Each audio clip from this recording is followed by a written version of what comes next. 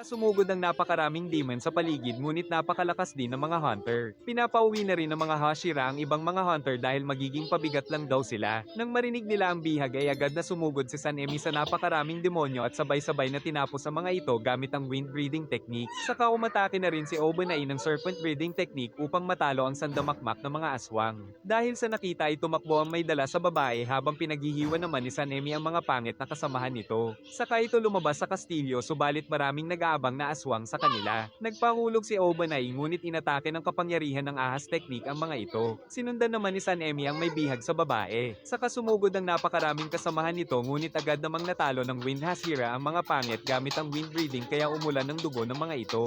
Dahil dito ay itinapon na lang ng kalaban ng babae na agad namang sinalo ni Obanai. Saka sumugod ang dalawang Hashira ngunit napunta sila sa dimensyon ng Infinity Castle na puno ng mga demon dahil puta ito ni Kibetsuji Muzan. At sa isang iglap ay bigla silang nakabalik sa loob ng kastilyo kaya hindi nila maintindihan ang nangyari. Nag-hitchhike si Kanao upang mabilis siyang makauwi sa Butterfly Mansion at kaagad siyang nagtungo sa kanyang master. Kinwento ni Shinobu ang malupit na achievement nila Tanjiro sa Swordsmith Village. Subalit dahil sa pag-evolve ni Nezuko ay kailangan nilang maghanda sa pagsugod ni Muzan kaya kailangan daw nilang magpalakas. Nabalitaan ng bida na naglilipat pala ng village ang mga swordsmith dahil nalaman na ng mga demon ang lokasyon ng kanilang base. Namangha ang bantay dahil napakarami kagad ng kinakain ng bida kahit kakagising pa lang nito mula sa isang linggong pagkakatulog. Ang dalawang Hashira naman na nakasama sa labanan ay naka-recover na daw sa loob lang ng 3 araw. Sinabi din ng bantay na nagsasagawa daw ngayon ng meeting ang mga Hashira upang magplano kung paano dedepensahan si Nezuko dahil siguradong target ito ni Kibetsuji. Nahuling dumating sa meeting sila Sanemi at Obanai, kung saan naiinggit daw si Sanemi dahil hindi pa siya nakakalaban sa isang upper rank. Giit ni Himejimi na hindi na nila kakayanin na mawalan pa ng Hashira dahil nag-resign na rin si Tengen Uzui. Si Lady Amane lang ang dumating dahil sa lumalalang kondisyon ni Master Kagaya na labis na ipinag-alala ng mga Hashira.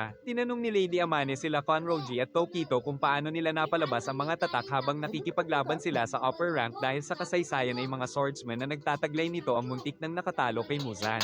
Ang unang nagkaroon ng tatak ay si Tanjiro, saka sumunod sila Konroji at Tokito. Giit ni Konroji na naramdaman niyang napakagaan ng kanyang katawan at ang mga sumunod na nangyari ay hindi niya na maipaliwanag. Ayon kay Muichiro ay nakaramdam siya ng kakaiba dahil sa matinding pagnanais niyang iligtas ang isang bata.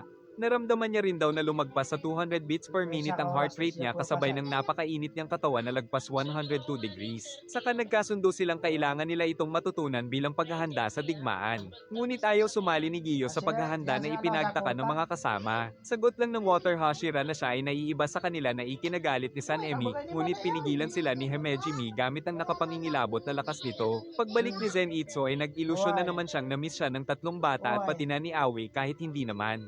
At nang makita niya si Nezuko ay labis ang tuwa niya dahil nakakalabas na ito kahit araw at nakakapagsalita na rin. Pero tinawag siya nitong Inosuke na ikinasira ng kanyang mod.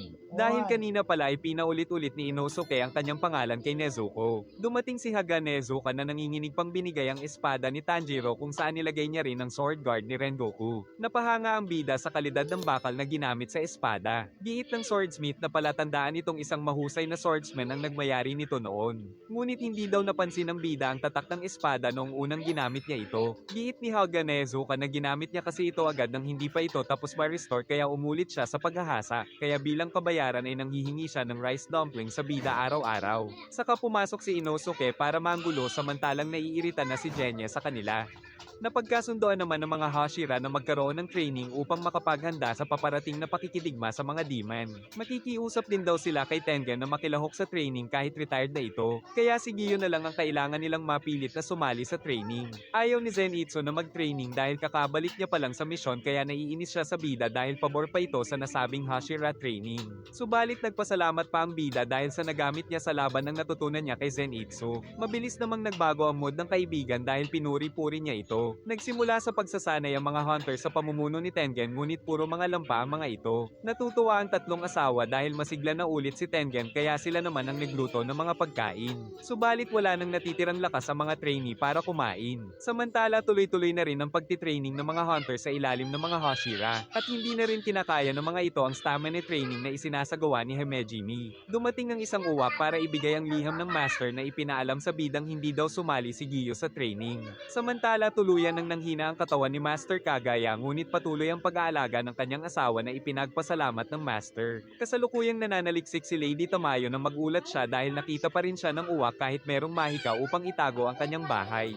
Kaya kinakabahan si Lady Tamayo dahil isa pa rin siyang demon. Ngunit sinabi ng uwak na nais daw ni Kagaya na makipagtulungan sa kanya upang matalo si Kibutsuji, pero kinakabahan pa rin siyang magtungo sa base ng mga Demon Slayer. Agad na nagtungo si Yasuhiro dahil akala niya ay nasa panganib si Lady Tamayo, pero bago pa ito makarating ay umalis na ang uwak. Nais ni Yasuhiro na lumipat na sila ng tirahan, pero sa pagkakataong ito ay nais na makipagtulungan ni Tamayo sa mga Demon Hunter. Dahil hindi na daw makakilos ang master ay nais nitong si Tanjiro ang kumausap kay Giyo upang sumali ito sa training. Paglabas ng bida ay nakita niya si Aoi kaya binigyan muna siya nito ng baon bago umalis. Saka siya nagtungo sa tirahan ni Giyo pero hindi siya nito pinapansin kaya pumasok na ang binata. Ngunit sa sandaling pag-uusap ay iniwan din siya nito, pero walang balak sumuko ang bida kaya sinundan niya pa rin ito at nagdala ng rice ball. At doon na rin siya natulog upang mapapayag ito, pero hindi na naman siya pinansin. Kaya nagpatuloy siyang pestehin ang buong araw ni Giyo upang mapapayag niya na rin itong sumali sa training.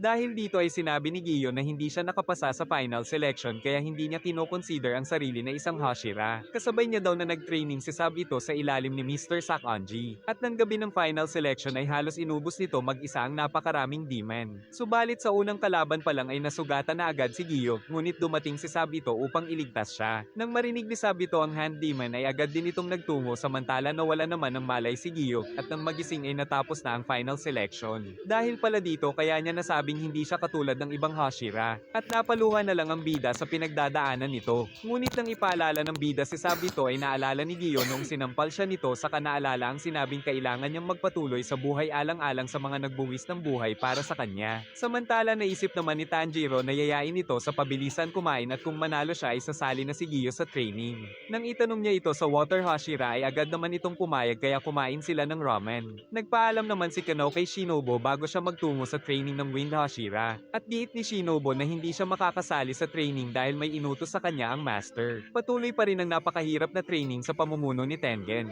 Nang dumating si Tanjiro upang magsimula na rin sa training. Kaya mapapansin ang pinagkaiba ng kanyang pambihirang stamina sa mga normal na Demon Hunter. Pagkatapos ay kumain sila ng niluto ng mga asawa ni Tengen. Tuwing gabi ay patuloy pa rin ang night patrol ng mga Demon Hunter upang masiguro ang kaligtasan nila. Nang sa isang iglap ay mawala ang kasama nito kaya nakaramdam siya ng takot, pero prank lang pala ng kasama. Ngunit hindi nila napansin na nagmamasid na pala ang isang mata. Kinabukasan sa training ay parang hindi napapagod ang ating bida kaya napahanga sila dahil ganito pala kalakas ang taong maraming karanasan sa pakikipaglaban sa upper rank. At pagkatapos kumain ay pinapaakyat naman sila ni Tengen sa bundok. Ngunit para sa ating bida ay balewala lang ito. Naisip nila Sanemi at Obanai na walang pag-asa ang mga bagong recruit na maging mga Hashira. Kaya sila naman ang balak magsanay upang magpalakas. Bago lumubog ang araw ay magkakaroon daw sila ng kakaibang training kung saan nagtungo sila sa bundok at aatakihin sila ni Tengen na magkukunwaring isang demon.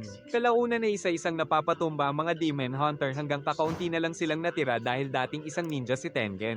At sa isang hampas nito ay napatalsik sila ng impact. Saka sumugod ang bida at nagawang makipagsabayan sa retired Hashira. Tapos tumulong na rin ang mga kasama upang mapagtagumpayan ang pagsasanay.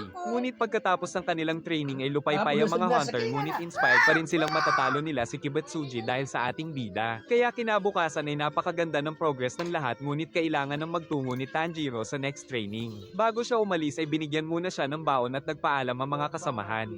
At ang sunod na step ay si Muichiro pala ang may hawak. Tinuturuan ng Miss Hashira ang mga hunter sa pakikipaglaban at determinasyon na manalo. Tapos kinukutya pa sila ng uwak ni Tokito na mahilig mang-judge. Nandoon din pala ang swordsmith na si Mr. Kanamori upang patuloy na pangalagaan ang mga espada ng Miss Hashira. Kung saan sa sobrang talas nito ay kusang nahiwa ang eroplanong papel. Nahihirapan pa rin ang mga trainee kaya sinabi ng Hashira na tila isang gamo-gamo lang silang lumalapit sa apoy kung ganito silang nakipaglaban sa mga demon. Pagkaalis nito ay nakiusap ang mga trainee sa bida na pakiusapan si Muichiro na wag sila nitong masyadong pahirapan, ngunit sinabi ng bida na mas nahihirapan pa ang Hashira dahil pagkatapos nito ay nagsasanay pa siya mag-isa. Pagsapit ng gabi ay napakaraming mga mata ng bagong upper rank 4 na si Nakimi ang ipinadala na nakita si Muichiro. Alam ni nanay na ang Colgate Maximum Cavity Protection ay may up to 24-hour cavity protection. Ang paborito nilang almusal